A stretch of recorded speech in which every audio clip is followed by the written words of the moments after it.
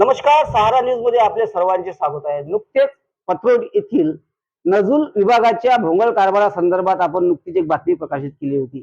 यामध्ये सुनील गंगाधर पंत लामखाडे यांनी जे नजूल कार्यालयाचे डोईफोडे आहेत यांच्यावर ताशेरे ओढत जो फेरफार केलेला आहे, अनधिकृतपणे फेरफार केला आहे, अशी बातमी आपण सहारा समाजाच्या माध्यमातून टाकलेली आहे.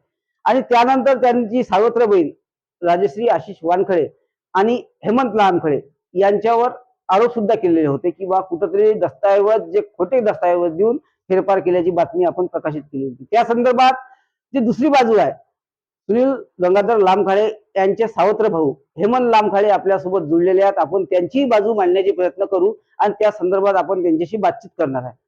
हेमंत भाऊ, आपण नुकतेच आता एक बातमी आपण टाकलेली होती, त्या संदर्भात सुनील भाऊ लामखाडे यांनी आरोप केले आहेत की बनावट कागदपत्राच्या आधारे 6 जणांच्या नावानं फेरफार केला आणि जवळपास त्या सामूहिक सातबाऱ्यामध्ये जवळपास 14 नावे आहेत आणि कोर्टाचा स्टे सुद्धा आहे त्याच्यावर. तर फेरफार कशा प्रकारे केला गेला काय सांगा?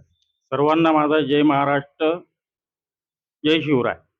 आणि राहिला ह्या केसच्या संदर्भातला विषय, आमच्या वडिलांनी 1975-76 साली वाटणीपत्र करून दिलेले होते. त्या वाटणीपत्रामध्ये वडिलांनी 10 हिश्शापैकी 1 हिस्सा घेऊन वडील अलग निघालेले होते. यानी की असं धरून चाला तुम्ही की 9 हिस्से प्रॉपर्टी तिकडे गेलेली आहे आणि 1 हिश्शामध्ये आम्ही आहे.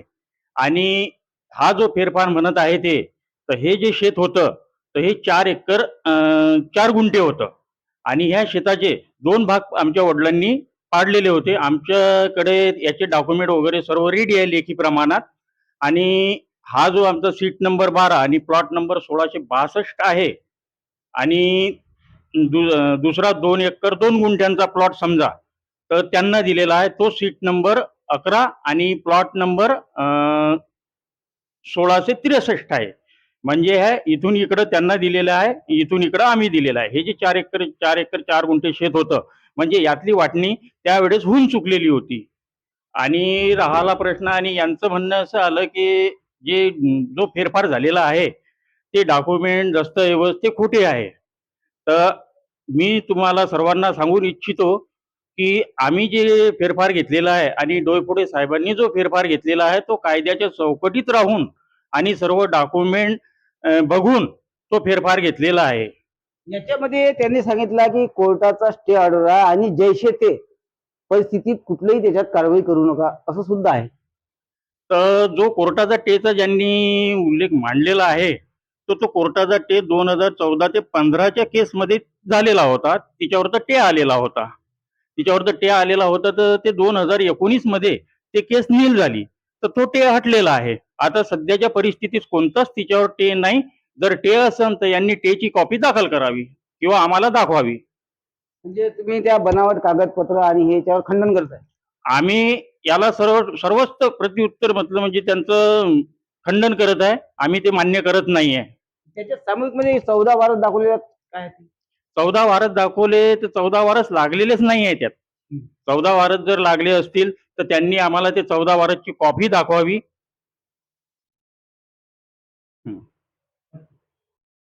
याच प्रकरणामध्ये राजश्री आशिष वानखडे यांच्यावर सुद्धा आरोप केले होते. आता राजेशी त्राई आपल्यासोबत जुळलेली आहे, त्यांच्याशी सुद्धा आपण बातचीत करणार आहे. काय सांगाल या प्रकरणात? आपण मुलाखत पाहिलेली आहे. मुलाखत म्हणजे पहिला माझा नमस्कार. त्यात म्हणजे जो टे होता तो 2014 मध्ये होता, नंतर तो म्हणजे 2019 मध्ये नील झालेला आहे. तर सध्याच्या टाइमला बोला त्यावर टे आहे नाही. आणि जे ते डॉक्युमेंट म्हणत आहे हे ओरिजिनल आम्ही जे म्हणजे खरेदीचे डॉक्युमेंट आहे, त्यांना जे वाटणी दिलेलं आहे वाटणीपत्र, हे मी कोर्टामध्ये दाखल केलेले आहे. हे माझ्याकडे सगळं वाटणीपत्र माझ्याकडे तयार आहे.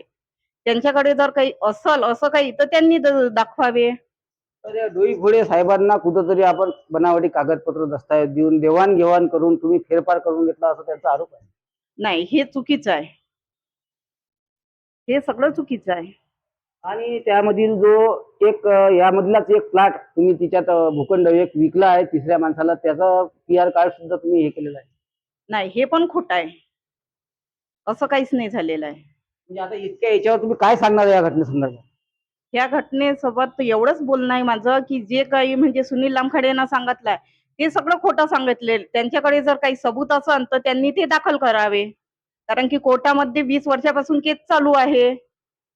त्यांचा एक प्रश्न अजून होता की त्यामध्ये त्यांनी सांगितलं होतं की कोर्टानं आदेश दिलेले होते की बा 14 नावं त्याच्यामध्ये फेरफार करून घ्या, परंतु वरिष्ठांनी ढवळाढवळ केली आणि आतापर्यंत आमचं केलं नाही, परंतु हे 6 नावाचं फेरफार कसं केलं? नाही, हे कसं म्हणजे 14 नावं चढलीच नव्हती. त्याच्यानं काही फेरफार करण्याचा विषय येतच नाही. तर मग 6 नावाचा प्रश्नच नाही, कारण की त्यांना त्यांची प्रॉपर्टी देण्यात आलेली आहे. हे प्रॉपर्टी एक हिस्सा होती, त्यांना 9 हिस्से केलेले आहेत. तर हे प्रॉपर्टी समजा आमचीच आहे. टोटल प्रॉपर्टी किती होती आणि किती कोणाच्या नावाने झाली? टोटल तर मला माहिती नाही, पण माझ्याकडे डॉक्युमेंट तुम्हाला एक हिस्सा भेटला म्हणजे सावत्र म्हणून तुम्हाला हो, सावत्र म्हणून माझ्या वडिलांनी एकच हिस्सा घेतलेला आहे आणि त्यांना 9 हिस्से दिलेले आहे. हो. त्यामुळे त्यांचे नाव आहेत सामूहिकमध्ये. हो, त्यांना म्हणजे कोणतं शेत, कोणती जमीन हे सगळं त्यांच्याकडे आहे. म्हणजे माझ्याकडे ते डॉक्युमेंट आहे. त्यांना कोणतं शेत गेलं, कोणत्या एरियातलं शेत गेलं, कोणाला किती आलं, कोणाला किती गुंठे गेले, हे सगळं माझ्याकडे आहे त्याचे डॉक्युमेंट.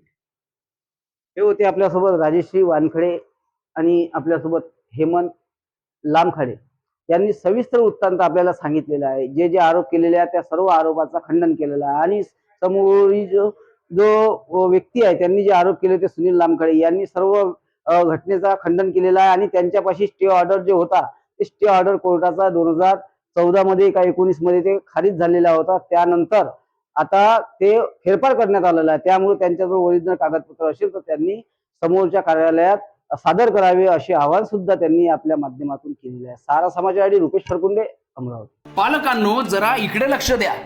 आपल्या पाल्याच्या उज्ज्वल भविष्यासाठी आता शिक्षणाची सर्वोत्तम संधी Shri Sant Gadgebaba English school and junior college of science, bus stand जवळ करसगाव, तालुका चांदूरबाजार, जिल्हा अमरावती.